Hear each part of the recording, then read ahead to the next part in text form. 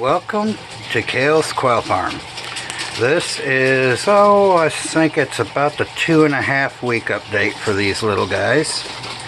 These are Pansy and Falb that I hatched out from eggs from our birds. And there they are. I'm kind of surprised, I can't believe that it's already been 2.5 weeks with these guys. Another week, maybe 2, and they'll be ready to go into their permanent cages. It's amazing how quickly these birds grow. There they are. I'm sure they're looking forward to go into their cages and they'll have more room. I'm going to try to break them up into groups of 5 hens to 1 rooster. Instead of going for 10 and 2, I'm going to do the 5 and 1. I think they'll be a lot happier, a lot easier for me. So, and there they are. I'll show some of the adults in just a minute. Okay, here are some of the adult pansy peas. And they're going to be hard, They're going to be stubborn, running around when I'm trying to video them. They can be little turkeys sometimes. Most of the time they just come right up. Fascinated with, what are you doing? What are you doing? I don't know if I can, yeah, it doesn't like that when I go close. But I open the door, they try to rush out, so it'll be nice once I get the new wire on the cage. I'm going to change out this half wire that I've got on the sides. All in the front. The sides got 1 by 1. I'm going to change out all the external wire to 1 by 2 wire. That way they can get their heads through it when I get the new watering systems, and it'll be a lot easier for me to deal with. There's the bachelor pad. Bunch of roosters. And then we got a small mix down here. Falb fees. There. Okay. Yeah, they've been kind of rough on each other. They're starting to look like vultures or turkeys. But that'll all grow back, as you'll see when I get up here and show you my Schofield Silver. She looked really rough, and now look at her. Her feathers are, well, she'll stand still. Her feathers have come in and a lot fluffier. They had plucked her head, neck, and back, and now, as you can see, they've all come back, which is amazing. I didn't know if they would come back or not, but they did. So it's amazing how hardy these birds are. And down here, another one. There's a pansy. She's kind of ruffled up. And down here, another pansy right there.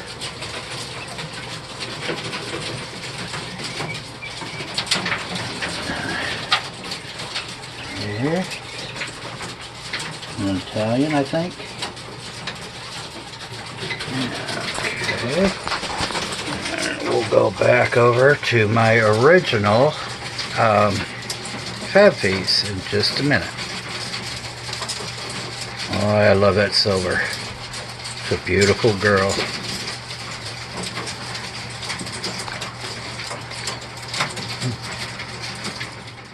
And here are my original Falb fees.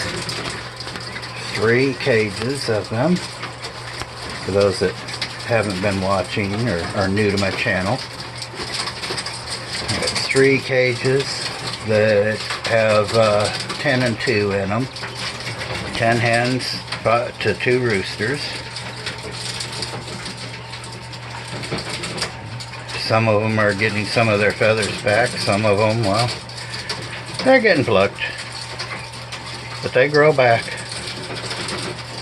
It's part of their mating process, unfortunately. There's the second cage. I'm still amazed, you know, like in my last video I was talking about how one of them got loose, and in my rush and panic to get it back in a cage, I ended up moving it up 1 cage and putting it in, and I was so worried that they were going to reject it and fight like normal, and they didn't. They accepted it, and to this day I haven't had any trouble with them at all.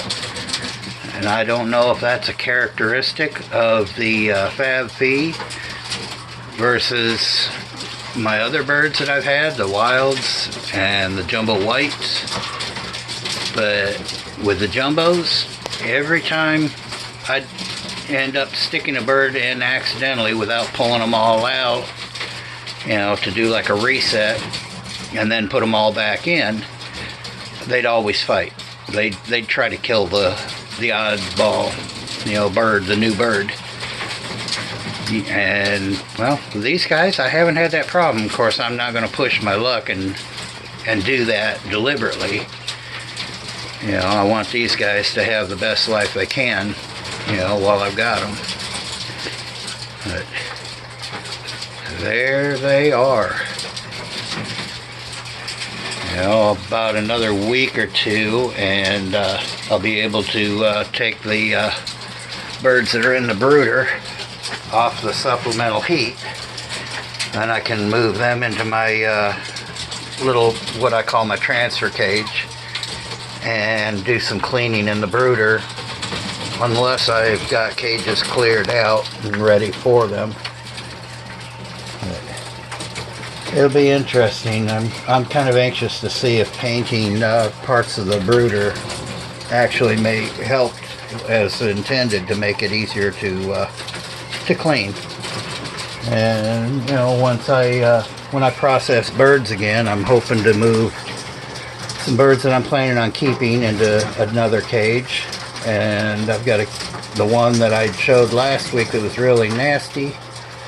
That one I'm planning on having it empty, and I'm going to sand everything down.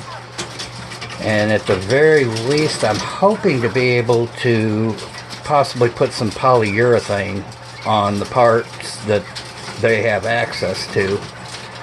Meaning I can't take it out and paint it right now, obviously, because of winter. Let's see if that helps to seal the wood and make it easier for me to clean it periodically. You know, I'm really anxious for summer to come back. I want to get these cages outside and do a thorough deep cleaning on them, sand them, paint them, get them all nice again, and make, you know, experiment and figure out what works best, makes it easier to clean them. So here they go. I've had a lot of people tell me I need to put give them a sandbox, and you know, I agree, that's good for them. They enjoy it. It's not a requirement. I know some will say yes it is, but no, actually it isn't. They do enjoy it, and there are benefits to it. But I am hoping sometime next month that I can try and do it. You know, I'll put one in that it'll be, you know, I can't leave it in there all the time, because you know, these cages are what, 25 by 36, so 2 foot by 3 foot, and that doesn't leave a whole lot of room. You know, when I've got cages that are down to 5 and 1, then I might be able to leave the sandbox in, plus, you know, the added mess that I'll have. But I am intending to try it, so just watch for it, and you know, we'll see what happens. I just don't want to take away their floor space, you know, for the sandbox.